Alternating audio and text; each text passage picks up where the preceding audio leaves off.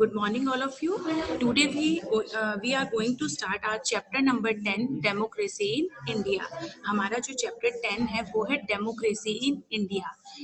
In this chapter, इस chapter में हम क्या करेंगे, कवर करेंगे कुछ बेसिक टॉपिक्स को हम लोग कवर करेंगे जो है इंडिया एज अ डेमोक्रेसी। भी इंडिया है वो एज अ डेमोक्रेसी। भी डेमोक्रेसी क्या होता है, लोकतंत्र, प्रजातंत्र।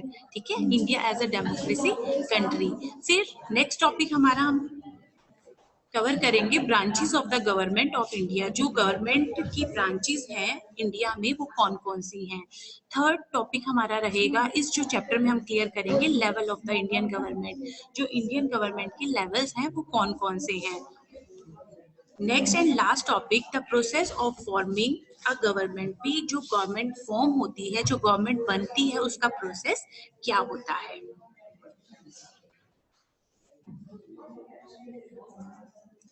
चलिए, ये एक क्लास के अकॉर्डिंग एक टीचर इस जो पिक्चर है, इस पेज में जो पिक्चर बनी हुई है उसमें टीचर बच्चों को कुछ समझा रही है। सबसे पहली पिक में टीचर कह रही है, children take out a small piece of paper and pen. बच्चों अपनी एक पीस ऑफ पेपर निकालिए और एक पेन निकालिए। तो बच्चे पूछते हैं, ma'am what are we going to do. हम क्या करने जा रहे हैं। अब जैसे क्लास में कुछ भी हम लोग क्रिएटिव करते हैं, कुछ भी नया करते हैं, तो बच्चों को एक्साइटमेंट रहता है ना। तो टीचर ने आते ही बोला, children take out a small piece of paper and pen. मतलब उन्होंने एक चिट बनाते हैं ना, हम लोग कई बार छोटे छोटे चिट्स खेलते हैं, तो टीचर ने कहा वैसे ही आप छोटे छोटे पीस पेपर के निकालो और पेन निकालो। तो बच्चे बड़े एक्साइटेड होकर पूछते हैं, ma'am what are we going to do. हम क्या करने के लिए जा रहे हैं। तो टीचर कहती है, today all of you have to vote for a class monitor. आज हम क्या कर रहे हैं, क्लास मॉनिटर के लिए वोट करने के लिए जा रहे हैं, है ना। वोट क्या होता है, जब भी हम कोई रिप्रेजेंटेटिव चूज करते हैं तो उसके लिए हम लोगों को वोट करना पड़ता है ना। तो वो टीचर कह रही है, we today all of you have to vote for a class monitor. Write the name of the person of your choice on a piece of paper. आप अपनी चॉइस के अकॉर्डिंग अपने जो पीस ऑफ पेपर है उस पे अपनी choice के अकॉर्डिंग नाम लिखिए। देन फोल्ड दैट पेपर, उस पेपर को फोल्ड करिए and give it to me, और उसको मुझे दे दीजिए। This will be your vote. तो ये क्या हुआ, ये आपका वोट हुआ। Now I will open all your chits and the one who gets the highest number of vote will become the class monitor। फिर टीचर कहती है, अब जब सारी चिट्स मेरे पास आ जाएंगी तो मैं उनको क्या करूंगी, उनको ओपन करूंगी, और जिसको हाईएस्ट नंबर ऑफ वोट मिलेंगे वो हमारी क्लास का क्या बन जाएगा, मॉनिटर बन जाएगा। This process is called election. इस प्रोसेस को क्या कहते हैं, इलेक्शन कहते हैं। We choose our leaders in India and many other democratic country through elections. हम अपनी कंट्री में, जो हमारी डेमोक्रेटिक कंट्री है, जो हमारी लोकतांत्रिक, जो प्रजातांत्रिक है, जिसमें क्या करते हैं, लोकतंत्र, डेमोक्रेसी का मीन क्या होता है, जिसमें लोग क्या है, अपना रिप्रेजेंटेटिव खुद चूज करते हैं।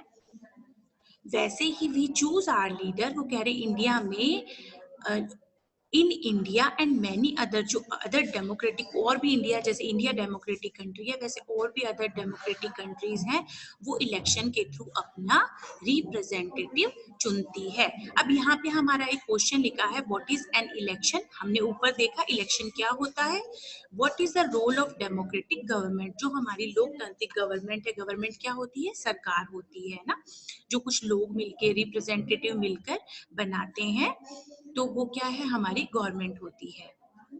तो हम हमारे चैप्टर को स्टार्ट करते हुए नेक्स्ट पेज पे, आप भी अपना पेज टर्न कर सकते हैं। हम अपने पेज, जो अभी हमारा चैप्टर है उसमें हम लोग यहाँ से हमारा चैप्टर स्टार्ट करें। वो तो आपको एक समझाने के लिए था कि हम लोग वोट देकर चूज कैसे करते हैं ना। तो हमारा चैप्टर स्टार्ट होता है the Indian government. Indian government क्या होती है, जो भारत की सरकार होती है उसको इंडियन गवर्नमेंट कहते हैं। तो इंडियन गवर्नमेंट है वो वैसे तो 3 पार्ट्स में डिवाइड होती है, सेंट्रल गवर्नमेंट, स्टेट गवर्नमेंट और लोकल सेल्फ गवर्नमेंट। ठीक है, यहाँ पे वो बता रहे हैं, उन्होंने इंडिया की गवर्नमेंट है उसको 2 पार्ट्स में डिवाइड किया है। फर्स्ट इज सेंट्रल गवर्नमेंट और सेकंड है स्टेट गवर्नमेंट। जो गवर्नमेंट जो हमारी होल कंट्री को गवर्न करती है, जो संभालती है, जो होल कंट्री पे रूल करती है, वो सेंट्रल गवर्नमेंट होती है। ठीक है, मैं आपको इसलिए एक बार समझा रही हूँ ओवरव्यू देकर। सेंट्रल गवर्नमेंट ये होती है। फिर उसके बाद में दूसरा है जो स्टेट लेवल पे वर्क करती है, जो स्टेट लेवल पे वर्क करती है, उसको हम स्टेट गवर्नमेंट कहते हैं।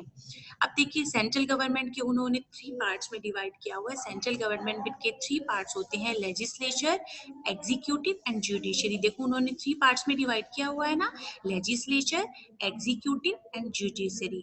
इसका मतलब होता है सेंट्रल गवर्नमेंट की भी 3 पार्ट्स में डिवाइड होती है, और जो स्टेट गवर्नमेंट होता है उसको भी हम 3 पार्ट्स में डिवाइड करते हैं, लेजिस्लेचर, एग्जीक्यूटिव एंड जुडिशरी।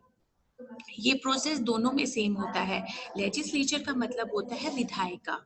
विधायिका जो क्या होती है, रूल्स को बनाती हैं, है ना, जो रूल्स बनाती हैं। एग्जीक्यूटिव जो होते हैं ये होती है कार्यपालिका, मतलब ये ध्यान रखते हैं कि जो हमारा वर्क हो रहा है, जो लॉज बने हैं, जो रूल्स बने हैं, जो नियम बने हैं, उनको लोग फॉलो कर रहे हैं या नहीं कर रहे हैं। और जुडिशरी का मतलब होता है न्यायपालिका, जो जस्टिस को डिलीवर करते हैं। ठीक है, जैसे सुप्रीम कोर्ट है, हाई कोर्ट है, अलग अलग लेवल पे अलग अलग सेंट्रल गवर्नमेंट अपने लेवल पे जो डिलीवर जस्टिस को डिलीवर करते हैं, और स्टेट गवर्नमेंट अपने लेवल पे करते हैं। तो सेंट्रल गवर्नमेंट के 3 पार्ट्स इन्होंने बताए हैं, लेजिस्लेचर, एग्जीक्यूटिव एंड जुडिशरी। वैसे ही स्टेट गवर्नमेंट के भी 3 पार्ट्स बताए हैं, लेजिस्लेचर, एग्जीक्यूटिव, जुडिशरी। अब देखिए इन्होंने आगे बताया है लेजिस्लेचर में कौन कौन होता है। लेजिस्लेचर में पार्लियामेंट आती है और प्रेसिडेंट आते हैं। कौन कौन आता है, पार्लियामेंट और प्रेसिडेंट। वैसे ही एग्जीक्यूटिव में क्या आते हैं, प्रेसिडेंट आते हैं और वाइस प्रेसिडेंट आते हैं। ये इनका जो इनके अंडर में रह के जो अपने जो रूल्स हैं, अपने वर्क्स हैं, उनको फुलफिल करते हैं, पूरा करते हैं। फिर जुडिशरी में क्या आते हैं, सुप्रीम कोर्ट। अब देखो एग्जीक्यूटिव में उन्होंने 3 चीजें बताई हैं, खाली प्रेसिडेंट और वाइस प्रेसिडेंट नहीं है, उसमें प्रेसिडेंट भी आते हैं, वाइस प्रेसिडेंट भी आते हैं, प्राइम मिनिस्टर भी आते हैं, काउंसिल ऑफ मिनिस्टर्स भी आते हैं। ठीक है, ये एग्जीक्यूटिव में आते हैं, इस एरो से हम लोग समझ सकते हैं। और जो पार्लियामेंट और प्रेसिडेंट है उनके अंडर क्या आते हैं, लोकसभा और राज्यसभा। ये हमने पिछली क्लास में भी हमारे पढ़ा है, लोकसभा और राज्यसभा।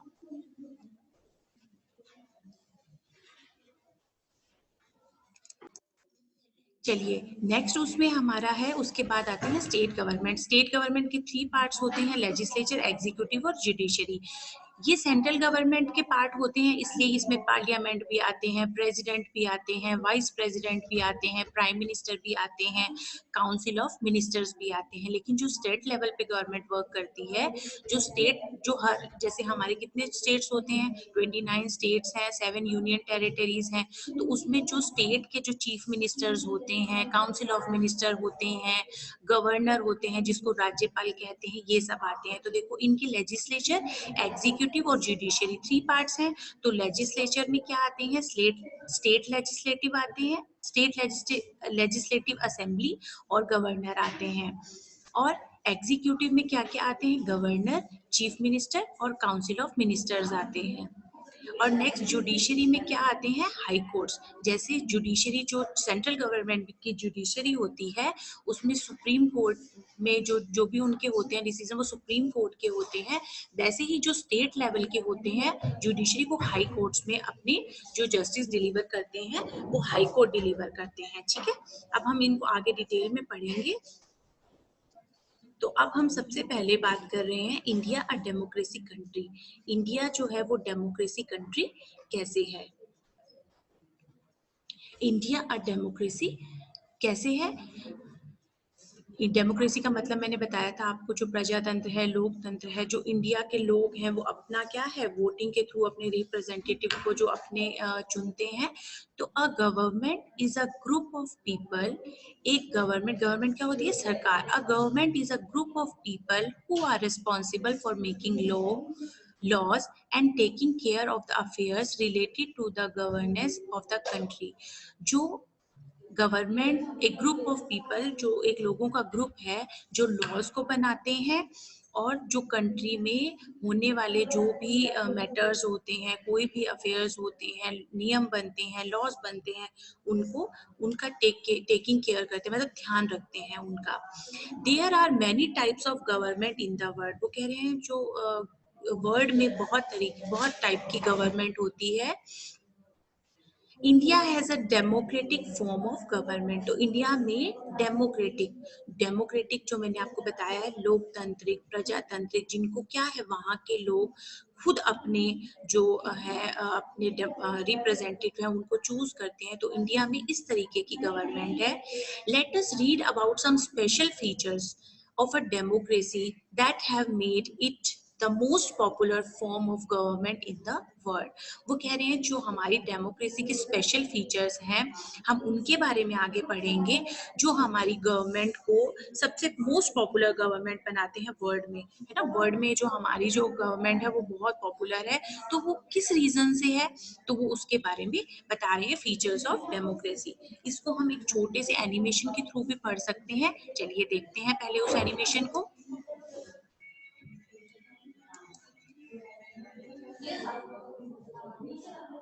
चलिए कोई बात नहीं, अभी ये ऑन नहीं हो पा रहा है, तो हम इसके फीचर्स को एक बार रीड करते हैं, फिर आगे हम उसको देखेंगे।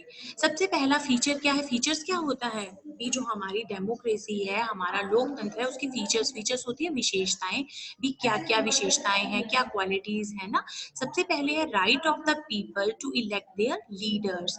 जो हमारी कंट्री है उसमें हमारे यहाँ के जो लोग हैं, पीपल हैं, उनको राइट है अपने लीडर्स को इलेक्ट करने का।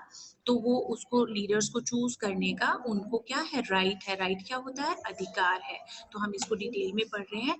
Democracy is a system Democracy is a system of government in which people have the power to elect their representative by voting in election। भी इलेक्शन के थ्रू इंडिया के लोगों को इस डेमोक्रेसी सिस्टम में ये क्या होती है, पावर होती है इलेक्शन के थ्रू अपना रिप्रेजेंटेटिव का मतलब होता है अपना जो हम जिसको चूज करना चाहते हैं, है ना, उसको हमें चूज करने की पावर है। All citizen of India who are 18 years, है ना, कहते हैं ना जब जो भी सिटीजन होते हैं, सिटीजन क्या होते हैं, जैसे सिटीजन होते हैं जो पर्टिकुलर उस देश के नागरिक होते हैं, लोग होते हैं। जैसे इंडियन होते हैं वो इंडियन सिटीजन कहलाते हैं। जो फॉरेन कंट्रीज में जो आउट ऑफ इंडिया रहते हैं वो फॉरेन कंट्री के सिटीजन होते हैं।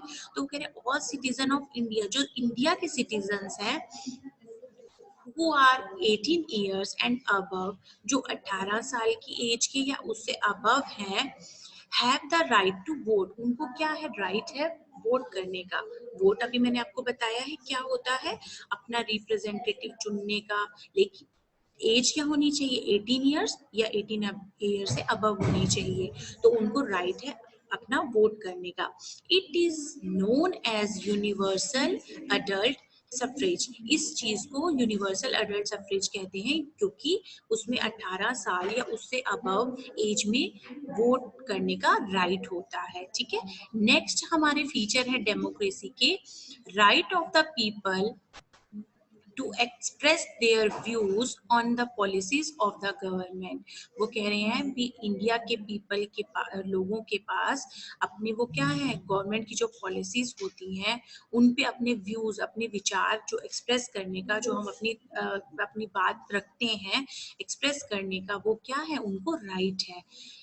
Democracy allows people the right to express their feeling. Democracy में क्या होता है, लोगों के पास अपनी, जैसे हम क्या होता है, जैसे क्लास में हम लोग होते हैं तो हर स्टूडेंट को पर्टिकुलर ये राइट होता है कि वो अपनी बात कह सकते हैं, है ना, अपने थॉट्स को एक्सप्रेस कर सकते हैं। वैसे ही डेमोक्रेसी क्या है, इंडिया की डेमोक्रेसी में लोगों को अपनी फीलिंग्स को एक्सप्रेस करने का अपने राइट होता है, विदाउट फियर, मतलब बिना किसी डर के अपनी जो फीलिंग्स को एक्सप्रेस करने का राइट होता है। That is they have the freedom of speech and expression. तो उनके पास क्या होती है, फ्रीडम होती है अपने एक्सप्रेशन और जो स्पीच होती है उसको अपनी बिना डर के एक्सप्रेस करने का, अपनी फीलिंग्स को एक्सप्रेस करने का फ्रीडम होता है। Criticism is necessary for a government to work better for the people of country. अब वो कह रहे हैं भी जो गवर्नमेंट है अच्छा वर्क करे, पीपल ऑफ कंट्री वो कह रहे हैं क्रिटिसिज्म इज नेसेसरी। तो एक अच्छी गवर्नमेंट को वर्क करने के लिए, अच्छी तरीके से वर्क करने के लिए क्रिटिसिज्म इज नेसेसरी। क्रिटिसिज्म क्या होता है? क्रिटिसिज्म होता है भी हम उस चीज को राइट या रॉन्ग कह सकते हैं। वहाँ के लोग अगर वो चीज सही लगती है तो उसको राइट कह सकते हैं, और अगर वो रॉन्ग लगता है तो उसको रॉन्ग कह सकते हैं। ठीक है, जो उस कंट्री के पीपल है वो कह सकते हैं। नेक्स्ट फीचर्स है इक्वालिटी एंड जस्टिस। मतलब इक्वालिटी होती है समानता, और जस्टिस होता है न्याय। क्योंकि इसमें थ्री जो लेवल पे गवर्नमेंट वर्क करती है, जुडिशरी जो है वो क्या करते हैं? जस्टिस डिलीवर करते हैं, न्याय करते हैं। अगर कुछ गलत हो रहा होता है, अगर वहाँ लोगों को समान नहीं समझा जाता, तो वो इक्वालिटी भी होती है, समानता भी होती है, एंड जस्टिस भी होता है, न्याय भी मिलता है। इसको हम रीड कर रहे हैं। Democracy is committed to equality and justice. Democracy क्या कमिट करती है? जो लोकतंत्र है भी सभी क्या है? समान है, और सबको न्याय मिलेगा। In a democracy all people are considered equal. Democracy में सभी लोग क्या है? समान समझे जाते हैं। जो हमारी इंडिया जो एज अ डेमोक्रेसी कंट्री है, उसमें क्या है? सभी समान समझे जाते हैं। In addition all laws in a democracy must be fair to the people of the country। वो कह रहे हैं जो इसके साथ साथ जो कुछ लॉज बने होते हैं डेमोक्रेसी में, वो ध्यान रखे जाते हैं भी सभी जो कंट्री के लोग हैं उनके लिए फेयर होने चाहिए। मतलब वो सबके लिए समान होने चाहिए, सबके लिए फेयर होने चाहिए। ठीक है, अब एक इन्होंने एक चीज बताई है, ये पिक्चर किसकी है? अब्राहम लिंकन की है ना। वो कह रहे हैं the United states of America is one of the largest democracies in the world. जो यूनाइटेड यूएसए है वो क्या है? Largest democracies in the world. Abraham Lincoln the 60th president of the United state of America. अब कौन है? United state के जो यूएसए के जो वो कह रहे हैं 16वें जो प्रेसिडेंट थे, राष्ट्रपति थे। Defined democracy as a government of the people, by the people and for the people. उन्होंने ये डेमोक्रेसी के लिए एक डेफिनेशन दी थी कि जो गवर्नमेंट होती है वो ऑफ द पीपल, लोगों के लिए होती है, बाय द पीपल, लोगों के थ्रू होती है, और लोग ही उसको बनाते हैं। तो ये जो किसने बताया था? ये अब्राहम लिंकन ने बताया था। ठीक है, अब हम नेक्स्ट आ रहे हैं, हमारा नेक्स्ट टॉपिक है कॉन्स्टिट्यूशन ऑफ इंडिया। अब देखिए, अब हम लोग डेमोक्रेसी पढ़ रहे हैं, तो कॉन्स्टिट्यूशन क्या होता है सबको पता है। कॉन्स्टिट्यूशन होता है संविधान, है ना। हमारे भारत का जो संविधान होता है वो 26 जनवरी 1950 को बना था, है ना। जिस डे को हम लोग रिपब्लिक डे के अकॉर्डिंग हम लोग सेलिब्रेट करते हैं। तो ये क्या है? इंडिया का जो कॉन्स्टिट्यूशन है वो सबसे लॉन्गेस्ट कॉन्स्टिट्यूशन है। कॉन्स्टिट्यूशन का मतलब होता है संविधान। ठीक है, अब हम इसको रीड कर रहे हैं। India has a written constitution. India का जो कॉन्स्टिट्यूशन है वो रिटन कॉन्स्टिट्यूशन है, which contains the rules and certain ideas that define the state of India and give it a special character. वो कह रहे हैं कि इंडिया का जो रिटन कॉन्स्टिट्यूशन है इसमें कुछ रूल्स और कुछ सर्टेन जो आइडियाज है वो डिफाइन किए हुए हैं state of India, and give it special character. जो क्या है इसमें कुछ क्या होते हैं, हमें राइट्स दिए हुए हैं, कुछ ड्यूटीज दी हुई हैं, और स्पेशल कैरेक्टर्स में ये पूरा फॉर्म्ड है। It also contains the laws on how India is to be govern. और इसमें क्या है? कुछ नियम्स हैं, जो नियम और रूल्स जैसे कहते हैं, लॉज होते हैं, नियम्स होते हैं, वो बने हुए हैं जो इंडिया को उससे कैसे गवर्न, इंडिया को कैसे चलाया जाए, उसमें ये सारी चीजें बताई हुई हैं। India is a land of diversities. Diversities का मतलब आया है जो जिसमें जिसको डिफरेंट हम कह सकते हैं भी। India is a land of diversities, विविधता जिसको बोलते हैं। इंडिया एक सिटी है जिसमें बहुत तरीके के तरह के लोग रहते हैं, जिनकी जो लैंग्वेजेस होती हैं, ड्रेसेस होती हैं, कलर होता है, कास्ट होता है, सब अलग अलग होते हैं। And therefore one central government can not govern the entire nation. तो क्या होता है? India is a land of diversity, विविध देश है, तो एक सेंट्रल गवर्नमेंट के लिए ये पॉसिबल नहीं हो पाता कि वो पूरे जो नेशन को है चलाएं। तो पॉसिबल नहीं होता एक सिर्फ सेंट्रल गवर्नमेंट के लिए। The Indian constitution has adopted a federal structure.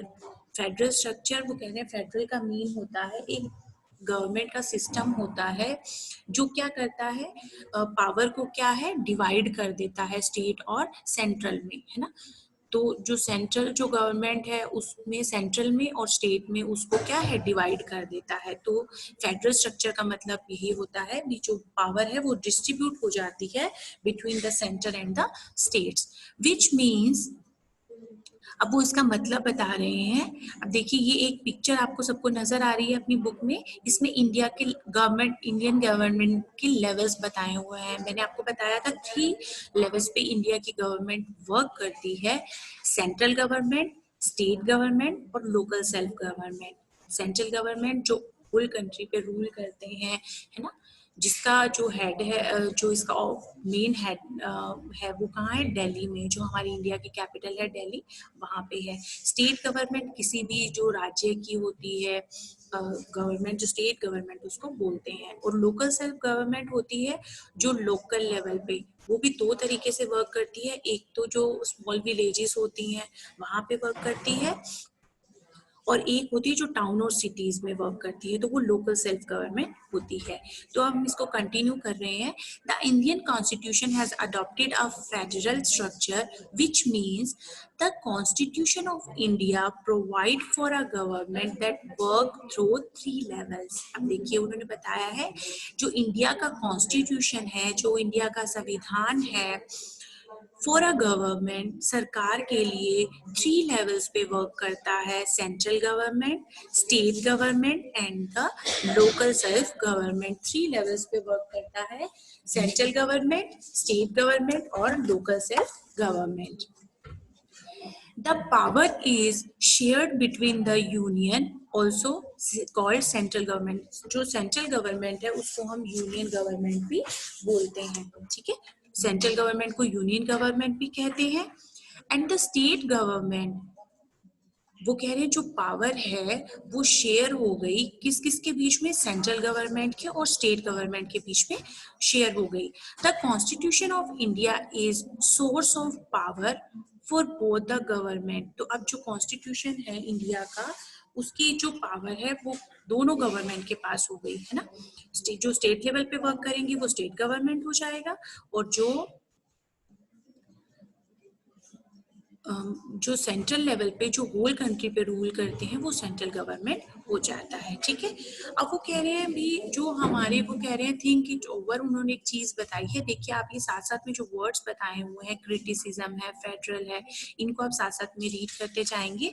Criticism का मतलब है a statement that show that you think something is wrong और बैड। क्रिटिसिज्म का मतलब वो बता रहे हैं जो एक स्टेटमेंट होता है जो शो करता है कि अगर क्या गलत है और क्या सही है, ठीक है। और फेडरल का मतलब मैंने आपको बताया था, जो गवर्नमेंट होती है उसके वो पावर को डिस्ट्रीब्यूट करती है between the centre and the state. फिर नेक्स्ट वो कह रहे हैं what features of a democracy have made it the most popular form of government in the world. वो कौन से फीचर्स हैं डेमोक्रेसी के, अभी हमने ऊपर पढ़े हैं। 3 हमारे जो फीचर्स थे डेमोक्रेसी को, जो इंडिया को बहुत, इंडियन जो गवर्नमेंट है उसको पॉपुलर बनाते हैं, तो उसमें 3 हमारे हैं features. First, right of the people to elect their leaders. जो लोगों के पास अपने लीडर्स को इलेक्ट करने का पूरा फ्रीडम होता है, राइट होता है। फिर अपनी जो थॉट्स को, अपनी जो व्यूज हैं उनको एक्सप्रेस करने का भी राइट होता है, और इक्वेलिटी और जस्टिस। तो ये सारी फीचर्स हैं डेमोक्रेसी की। उसके बाद नेक्स्ट हमारा टॉपिक आएगा ब्रांचेस ऑफ गवर्नमेंट। जो गवर्नमेंट की ब्रांचेस हैं वो कौन कौन सी हैं, है ना। ब्रांचेस हैं उसमें जो 3 ब्रांचेस मैंने आपको पहले सबसे पहले टॉपिक में समझाया था। जो इंडिया गवर्नमेंट है वर्क्स थ्रू 3 ब्रांचेस, 3 ब्रांचेस पे वर्क करता है, लेजिस्लेचर, एग्जीक्यूटिव एंड जुडिशरी, है ना। लेजिस्लेचर होता है वो क्या है, लॉज को बनाते हैं, और एग्जीक्यूटिव हैं उनको क्या है, वो ध्यान रखते हैं भी रूल्स फॉलो हो रहे हैं नहीं हो रहे हैं, और जो जुडिशरी होता है वो जस्टिस को डिलीवर करता है। इसके बारे में हम लोग कल कंटिन्यू करेंगे हमारी कल की क्लास में।